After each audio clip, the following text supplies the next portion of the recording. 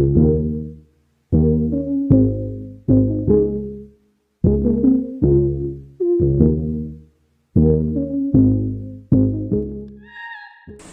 malam teman-teman, Shalom. Kapanpun kalian menonton ini, semoga kalian bisa beribadah dengan baik. Walaupun berapa minggu ini kita telah beribadah secara online, namun itu tidak mengurangi esensi ibadah kita menghadap Tuhan. Kita benar-benar sungguh ingin menyanyi buat Tuhan dan mendengarkan firman Tuhan. Sekarang teman-teman, saya mengajak kita untuk menyanyikan sebuah lagu yang mengatakan bahwa Tuhan mengerti kita, dan biarkan kita juga mengerti Tuhan. Mari, Dia mengerti.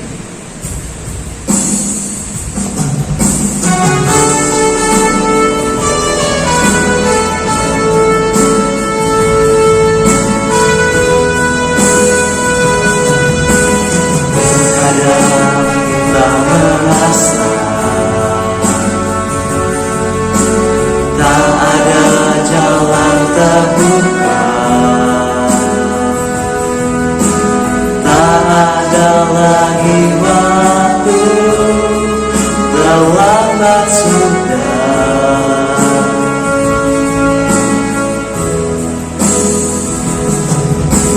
Tuhan tak pernah berdusta, Dia selalu pegang janjinya. Bagi orang percaya, mukjizat nyata. Dia mengerti, Dia mengerti, Dia peduli soal yang kita alami.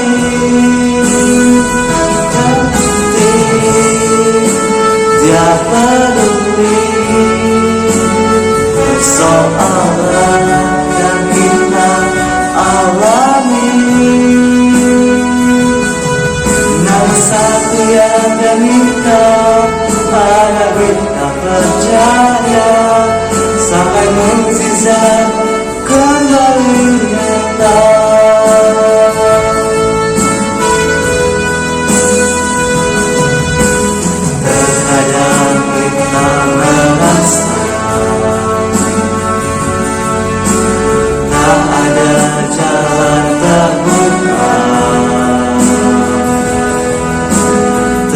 Ada lagi waktu, terlambat sudah.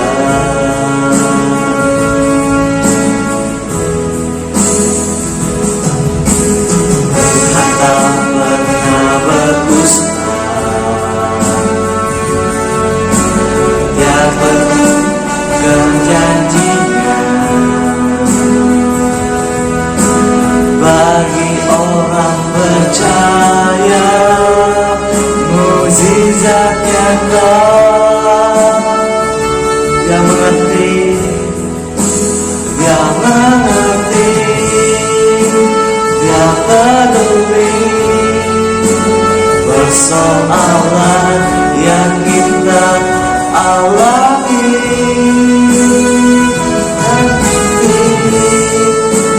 Dia peduli persoalan yang kita hadapi.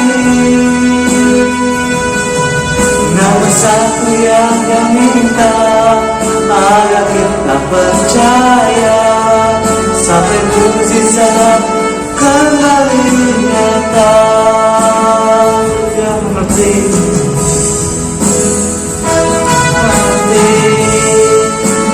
Dia peduli persoalan yang kita alami.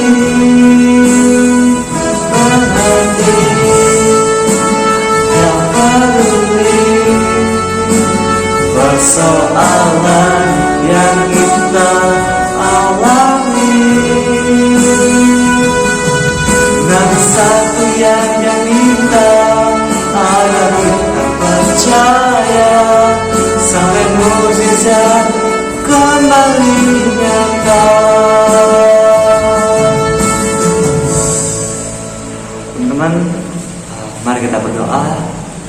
terima kasih Tuhan karena Engkau walaupun di tengah pandemi ini Tuhan, namun Engkau masih menyediakan cara untuk kami beribadah ya Tuhan.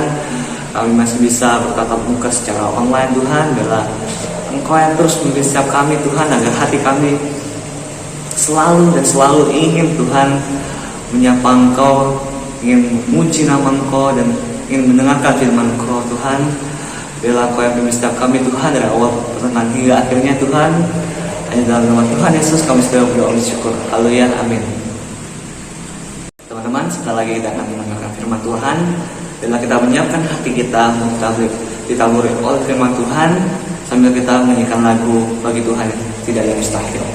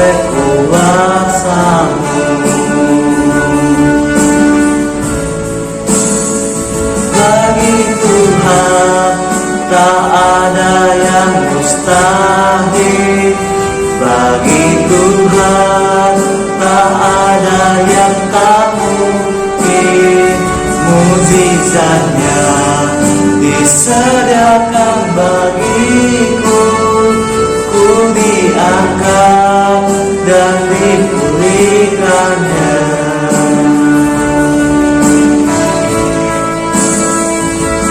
Ku yakin saat kau berfirman, ku menang saat kau bertindak.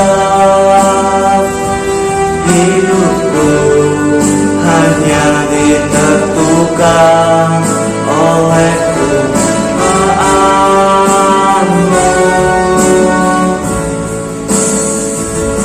Ku aman karena kau menjaga, ku kuat karena kau menopang. Hidupku hanya ditentukan oleh kuasa-Mu. Bagi Tuhan tak ada yang mustahil. Bagi Tuhan tak ada yang tak mungkin.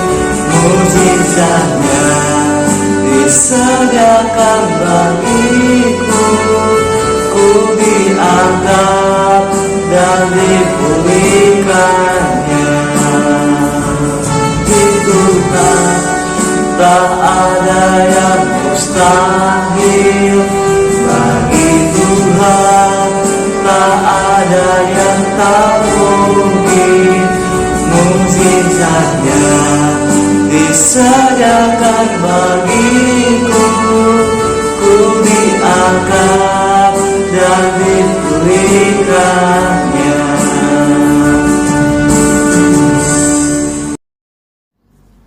Shalom, selamat malam sobat muda yang dikasihi Tuhan.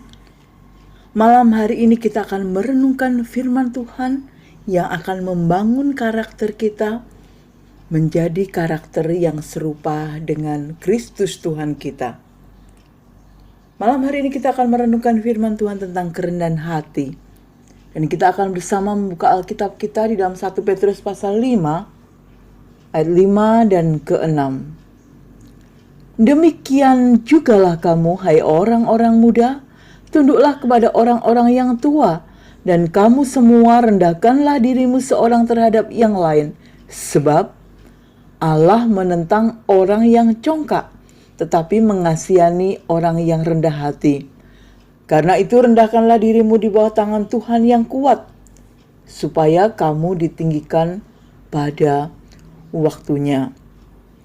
Sobat muda yang dikasihi Tuhan, di dalam sebuah artikel tentang 10 karakter yang mutlak harus dimiliki untuk menjadi akuntan yang handal, di situ disebutkan salah satu karakter yang harus dimiliki adalah kesederhanaan.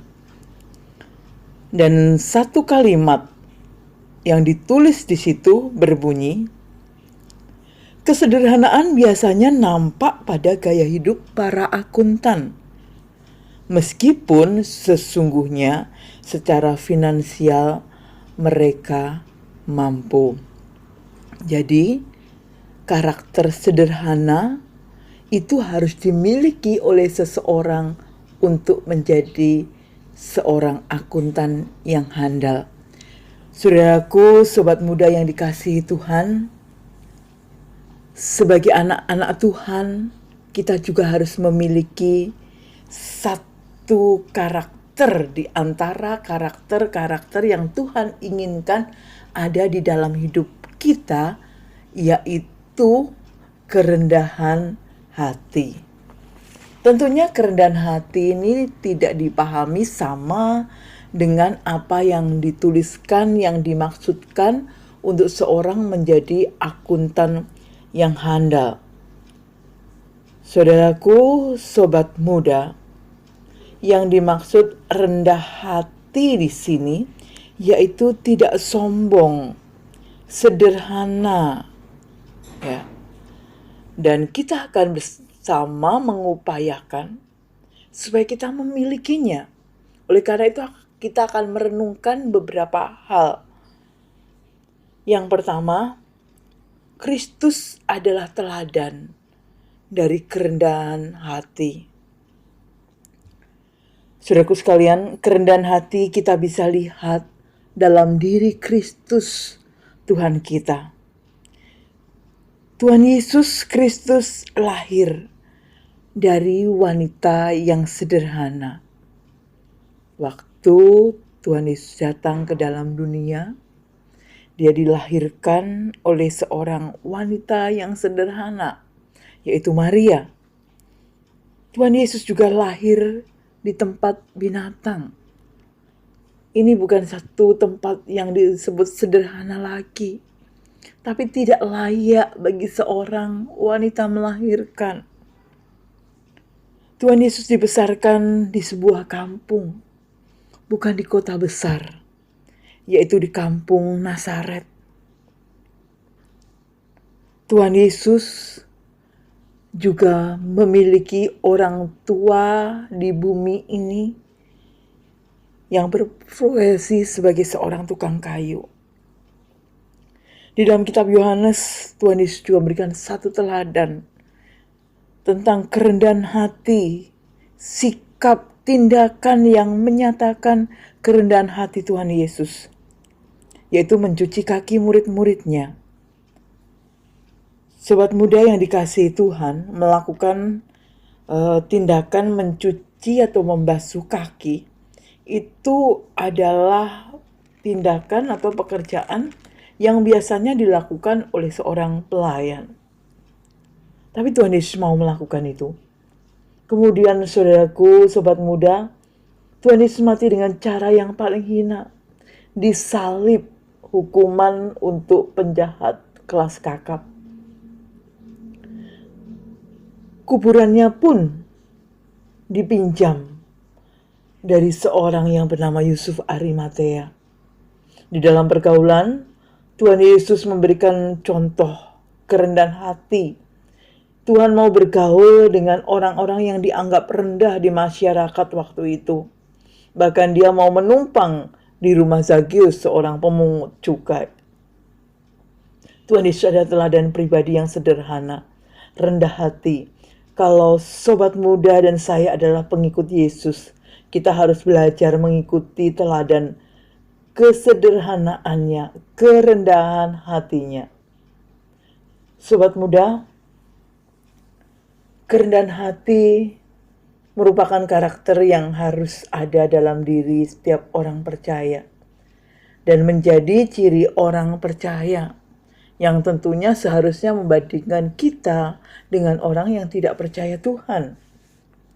Di dalam 1 Petrus pasal 5 ayat 5, rendah hati, di dalam satu terjemahan dikatakan kenakanlah kerendahan hati, yang berarti mengikatkan sepotong kain putih supaya orang tahu bahwa yang mengikatkan sepotong kain putih pada dirinya itu adalah budak atau pelayan. Kita harus sederhana, rendah hati, tidak sombong, supaya orang tahu bahwa kita adalah orang percaya. Kita adalah pengikut Kristus. Kemudian, saudaraku sekalian, untuk bisa memiliki kerendahan hati, kita harus menyadari bahwa kerendahan hati harus ada pada kita karena Allah menentang orang yang congkak, orang yang sombong, orang yang membanggakan diri. Saudaraku, sobat muda, kalau kita melihat pengertian Allah menentang orang congkak dengan lebih dalam, saudaraku, sobat muda, dan saya akan merasa ngeri. Allah menentang orang yang congkak berarti Allah mengambil jarak untuk berperang, untuk bertempur, untuk melawan orang yang congkak. Orang yang congkak akan menjadi musuh Allah. Ngeri, sobat muda.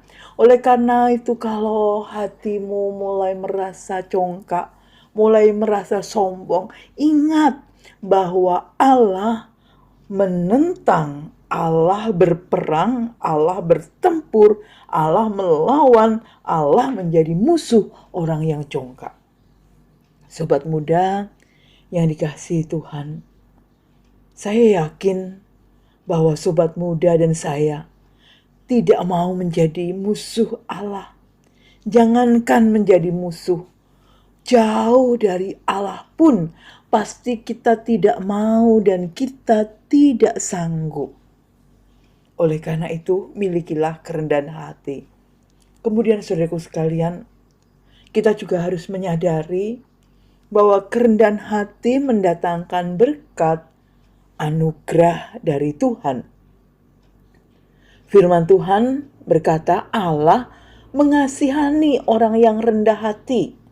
Di dalam terjemahan lain dikatakan Allah akan mengaruniakan berkat-berkat khusus kepada orang yang rendah hati.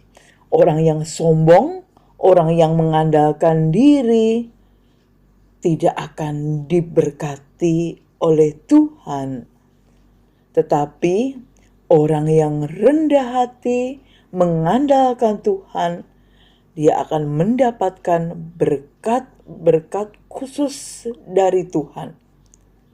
Berkat Tuhan tidak kita dapat begitu saja. Saudara mau berkat Tuhan? Tentu setiap orang mau berkat-berkat Tuhan.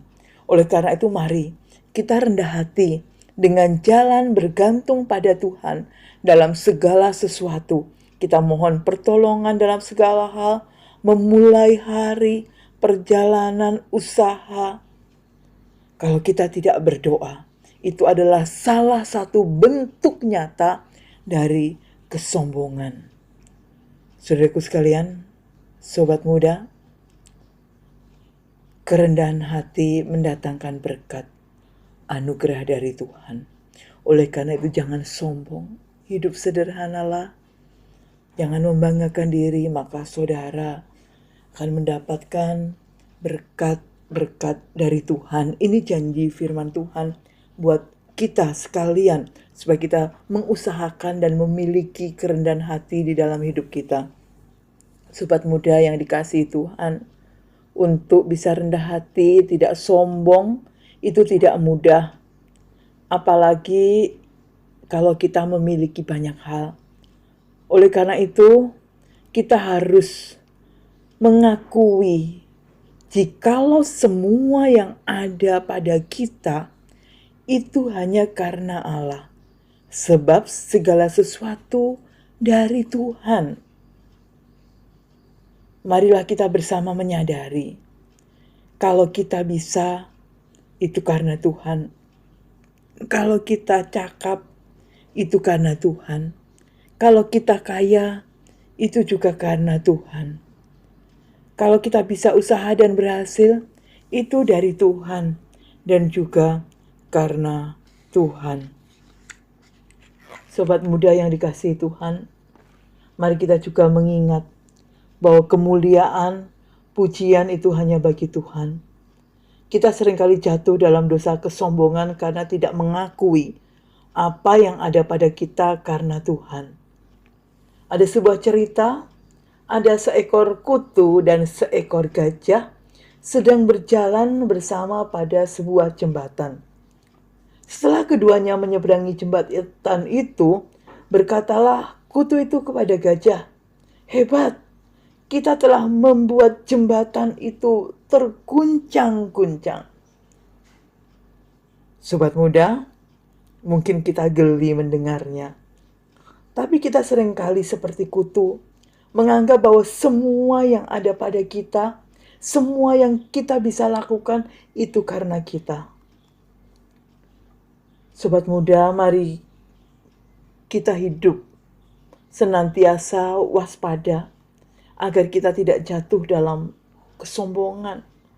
Kita menjadi tidak rendah hati. Seringkali kita jatuh dalam kesombongan, ketidakrendah hatian karena pujian yang diberikan kepada kita.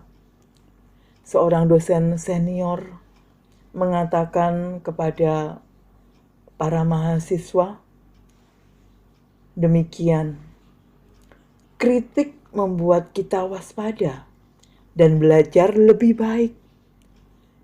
Tapi waspada dengan pujian. Kalau kita salah menanggapi pujian, kita menjadi puas diri, kita menjadi sombong, kita menjadi tidak rendah hati. Saudaraku, dengan rendah hati, kita akan menjadi anak Tuhan yang dikenan oleh Tuhan. Dengan rendah hati, kita tidak menjadi musuh Tuhan. Dengan rendah hati, kita akan mendapatkan pertolongan dan berkat-berkat Tuhan. Dan Tuhan akan meninggikan kita pada waktunya. Seorang yang rendah hati tahu akan berusaha melakukan segala sesuatu untuk Tuhan dan menyadari bahwa kalau dia bisa, semuanya karena Tuhan. Saya percaya bahwa karakter rendah hati kalau kita memilikinya itu tidak akan hanya menyenangkan Tuhan, tapi juga akan membuat kita berhasil di dalam kehidupan kita. Tuhan Yesus memberkati kita. Amin.